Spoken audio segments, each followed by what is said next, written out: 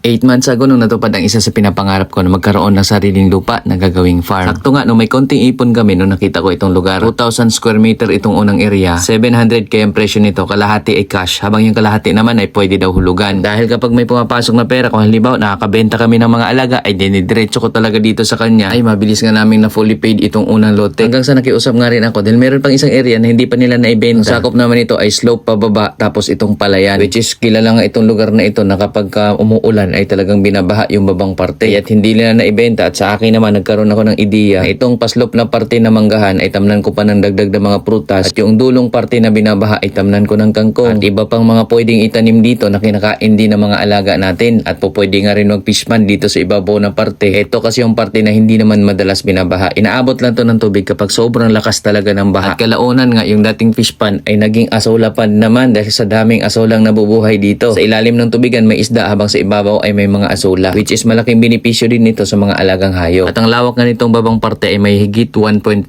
hectares. Bali kung isama nga yung 2,000 square meters sa ibabaw ay nasa 1.7 hectares mahigit. At kalaunan nga ay may nakuha na rin tayo dito mga kangkong. At ang talagang gusto ko dito yung vibes din ng lugar dahil ngay napakaganda't na palibutan nito ng bundok. Kaya talagang gusto ko magtayo din dito ng rest house kung papalarin. Pag na fully paid natin tong second lot, ang halaga kasi nito ay 1.1M na siyang binabayaran natin in 2 years. Kaya nainganyo kong kunin nito dahil malawak ito kumpara dun sa ibabaw. Tayo ang diferensya dahil yung ibabaw 2,000 SQM tapos yung baba nasa 15,000 SQM mahigit. Halos nasa times 8 din yung diferensya nila kumpara dun sa unang lote natin sa ibabaw. Mas mababa lang talaga ang presyo dito sa baba dahil ngay ito'y palayan at madalas ngay binabaha tapos paslope din siya. Which is doon naman sa mga plano natin at target natin ay pasok naman itong area. At tingin ko nga sa babang parteng ito ay nandito talaga ang kabuhayan. At sa ngayon nga inumpisahan na rin natin yung pag-aalaga ng mga itik dito. Na-challenge ko rin kasi yung sarili ko na dapat ma-maximize tong area dahil yung pagkakataon nito ay minsan lamang nangyari sa buhay natin. Kinalakihan ko nga na kami ay tenant sa OP o katiwala doon sa mga lupa mula pa nga sa mga lolo ko kahit wala kami sariling lupa. Kaya ako pinagsikapan ko talaga na sana ay mabago naman yung next generation namin at magkaroon naman kami ng sariling lupa. Lalo na't mahilig nga kami sa farming dati nga kapag may napapanood ako nakikita ako na bumibili sila ng lupa. Di ko in-expect o naisip kung kailan ko magagawa yun. May pangarap ako pero hindi ko alam kung kailan ko matupad o kailan ko pwedeng magawa. Kaya't malaki nga ang tiwala ko na kapag may pangarap tayo hanggat ginagawa natin ang paraan ay may posible talaga. Posibleng darating tayo dun sa pinapangarap natin sa tiwala lamang din sa sarili natin na kaya natin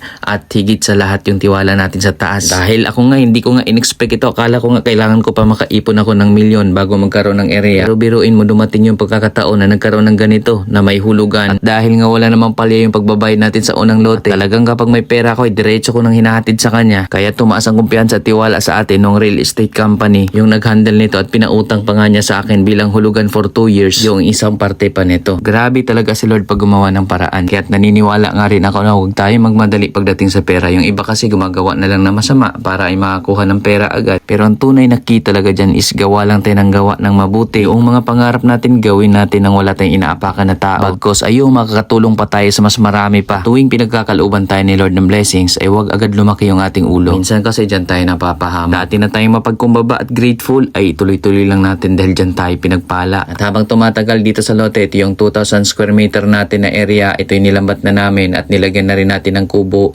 Meron na rin tayong mga pananim dito na saging, may mga prutas at nagtayo na rin tayo dito ng bahay ng baboy. Habang sa babang parte naman nito ay may mga azola, mga kangkong, may mga nakakuha na tayong pagkain ng mga baboy. Kahit yung mga baboy namin sa kabilang area, doon sa tenant o katiwala kami na area, may mga anak yon, may mga biik. So nagkukuha din tayo ng mga biik doon at dinadala natin sa lote. Ganon din sa ibang mga alaga namin. Ang advantage naman kasi sa kabila ay may paslope na area which is hindi mag-iipon yung tubig kahit na naka-free range yung mga alaga. Kasi minsan kapag sobrang patag naman pagdating sa mga alaga natin, tapos tag-ulan, may mabilis na naiipon yung mga tubig, lalo pinagsama natin may mga baboy tayo naka-free range, nagbubungkal, tapos pag umulan naipon yung tubig, so doon naman umiinom yung mga manok, mga pabo, so hanggang sa nagkakasakit sila. So doon sa kabilang area kasi natin, yung lote natin ay paslope doon, kaya't maglilipat tayo ng mga alaga din doon. Ito nga yung mga bagong awat din namin ng mga biik at pansin nga ninyo, grabe ang lalakas ang lulusog ng mga biik na ito kahit naka-free range sila. At ito na nga lang 3 ang natira dahil ngayong iba ay mas malalaki na at nung nagtimbang nga tayo, meron ng tumitimbang na 19 kilos. Isa't kalahating buwan pa lamang sila niyan. Grabe, napakabigat na. Ito namang iba, yung mga naiwan nasa 14 kilos. Kaya marami nga rin napatanong sa atin anong feeds ang ginagamit namin. Produkto ni Bimig ang ginagamit namin dito. Yun yung hinahaluan din namin ng mga natural na pagkain. Doon sa mga inahin, yung mga nagbubuntis namin inahin, day 1 hanggang day 100, Bimig Premium Super Inahin 1 Dami Biik. Habang sa ika 101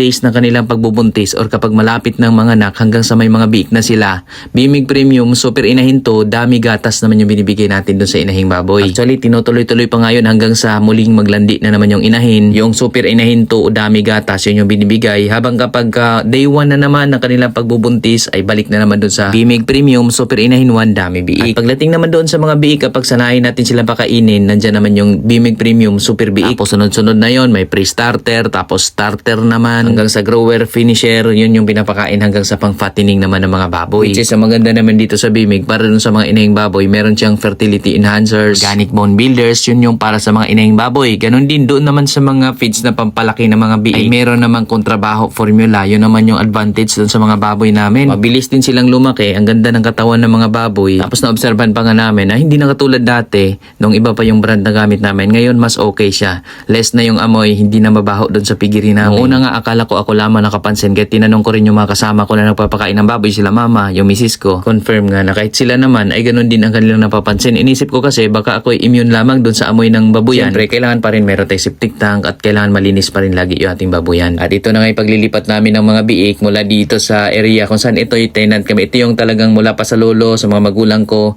tenant kami sa lupang ito, dito sa parteng ito. At yung area nga natin bago ay mula dito ay nasa 3 kilometers mahigit. At ang advantage naman doon ay malapit sa school na pinapasukan ng anak ko. Kahit pag naghatid ako sa school ay dumidiretso lamang ako doon. At doon pagdating na sa may lote ay nilagay na natin agad doon sa ating kulungan na ginawa. Tapos meron nga ditong kasaba. Itong area natin na pinaglagyan naman ay may lupa, may semento din na parte yung kanilang bahayan.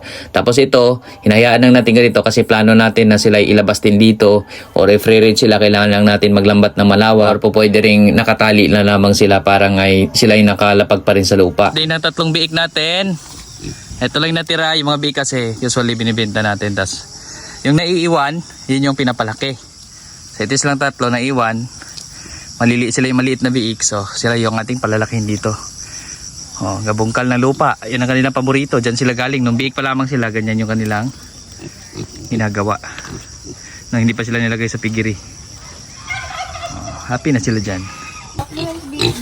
Ayun, ay lihok na iyan. Nadala na ni Moro kapos. Odi. Ali na. Oh, lami kayo. Tao na. Sakto yun diri mamuhi kay wala kay silingan ba. Ako kay dugati kaon na ng ispista. Puhon na, mamista tanay. Puhon. Alalayan mo si Papa. Baka lumabas si Lakit Siyampi. Si Choco okay lang.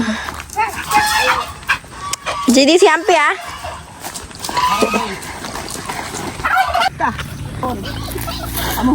Last meeting ko kayo. Okay, salamat kayo. Ato na may nakakagit ko na sayop sa ko ang faktor.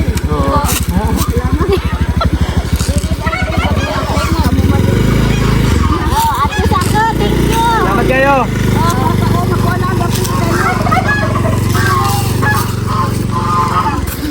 Pasok, Hampi. Ano yun yung labre o na? Hindi ko alam. Natay ka palitog pets, Nay. Oo. Gudo.